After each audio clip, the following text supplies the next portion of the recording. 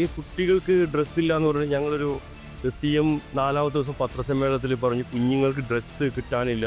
ആരെങ്കിലും മാനുഫാക്ചേഴ്സിന് അപ്പോൾ തമിഴ്നാട്ടിൽ നിന്ന് മാനുഫാക്ചറിങ് വരാൻ പറ്റുന്നില്ല, നിങ്ങൾ മെഡിക്കൽ ഷോപ്പുകളിൽ എത്തിക്കുന്നു പറഞ്ഞപ്പോൾ ഞാൻ പോയിട്ട് 4-ാമത്തെ ദിവസം അങ്ങനെ ന്യൂസ് എന്നും CMൻ്റെ പത്രസമ്മേളനം കാണുമല്ലോ, അത് കണ്ടുകൊണ്ടിരിക്കുമ്പോൾ അത് കേൾക്കുന്നത്. ഞാൻ അപ്പം തന്നെ മെയിൽ അയച്ചു, ഇങ്ങനെ ഞങ്ങൾ ഫ്രീ ആയിട്ട് തരാം. ഞങ്ങൾ പരസ്പരം പറഞ്ഞത് സ്വകാര്യ ആശുപത്രിയിലേക്ക് ജനിക്കുന്ന കുട്ടികൾക്കൊക്കെ അവിടെ തന്നെ ഉണ്ടായിരിക്കും, കാരണം ഞങ്ങളുടെ കുട്ടികളൊക്കെ ഉണ്ടായപ്പോൾ അവിടെ തന്നെ ഉണ്ടല്ലോ. അപ്പോൾ ഈ ഗവൺമെൻറ് ആശുപത്രിയിൽ കുട്ടികൾക്ക് ഇത് കിട്ടാൻ ബുദ്ധിമുട്ടാണ്. ഞാൻ CMന് മെയിൽ അയച്ചു, ഞങ്ങൾ ഫ്രീ ആയിട്ട് തരാവുന്നതാണ്. അപ്പോഴേക്കും അന്നത്തെ വൈകുന്നേരത്തെ പത്രസമ്മേളനത്തിൽ പുള്ളി പറയുന്നുണ്ട് പോപ്പീസിന്റെ പേര്, അന്ന് ഒരു ബ്രാൻഡിന്റെ പേര് CM പറയുന്നത് പറഞ്ഞാൽ വലിയൊരു സംഭവമാണ്. അത് കഴിഞ്ഞാൽ ഉത്തരവാദിത്തം ഭയങ്കരമായിട്ട് കൂടി. അത് ഒരു പഞ്ചായത്തിന് അടുത്ത പഞ്ചായത്ത് പോകാൻ പറ്റില്ല. ആ അവസ്ഥയിൽ ഞങ്ങൾ ഉത്തരവാദിത്തം ഏറ്റെടുത്തില്ലേ, പല സ്ഥലത്ത് ഫോൺ വിളി, ഈ ഗാർമെന്റിന്റെ വിളി വരാൻ തുടങ്ങി. കാസർഗോഡേക്ക് നിന്ന് പോകാൻ പറ്റാത്ത കാലത്തിൽ ഞങ്ങൾ എല്ലാ ടീം ഭയങ്കര സ്ട്രോങ് ആയിട്ട് തിരുവനന്തപുരം മുതൽ കാസർഗോഡ് വരെ ഞങ്ങൾ പ്രൊഡക്റ്റ് ഫ്രീ ആയിട്ട് എത്തിച്ചു.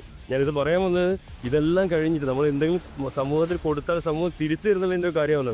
ഇതെല്ലാം കോവിഡ് കഴിഞ്ഞിട്ട് ഈ ഞങ്ങളെ കൊടുത്ത കുട്ടികളുടെ അമ്മമാർ കരഞ്ഞുകൊണ്ടൊക്കെ പറയണേ, നമ്മൾ ആദ്യം ചിന്തിക്കാത്ത കാര്യമാണ്. കുട്ടീൻ്റെ ഡെലിവറിൻ്റെ ഡേറ്റ് ഞങ്ങൾ തീരുമാനിച്ചു. കുട്ടിക്കൊരു ഉടുപ്പ് ഇവിടുന്ന് കിട്ടുന്ന ഞങ്ങൾക്ക് അറിയില്ല, കാരണം കുഞ്ഞ് ജനിച്ചു കഴിയുമ്പോൾ ഒരു ഉടുപ്പില്ലാത്ത അവസ്ഥ നിങ്ങൾ ചിന്തിച്ചു നോക്ക്. അപ്പോൾ നിങ്ങളെ ഉടുപ്പ് അന്ന് നഴ്സുമാർ കൊണ്ടൊരു 4-5 ഞങ്ങൾ കൈ കൊണ്ടു തരും. അപ്പോൾ അതുകൊണ്ട് ഞങ്ങൾ നിർബന്ധമായിട്ട് നിങ്ങളെ പോപ്പീസ് മാത്രമേ വാങ്ങുള്ളൂ എന്ന് പറയുമ്പോണ്ടല്ലോ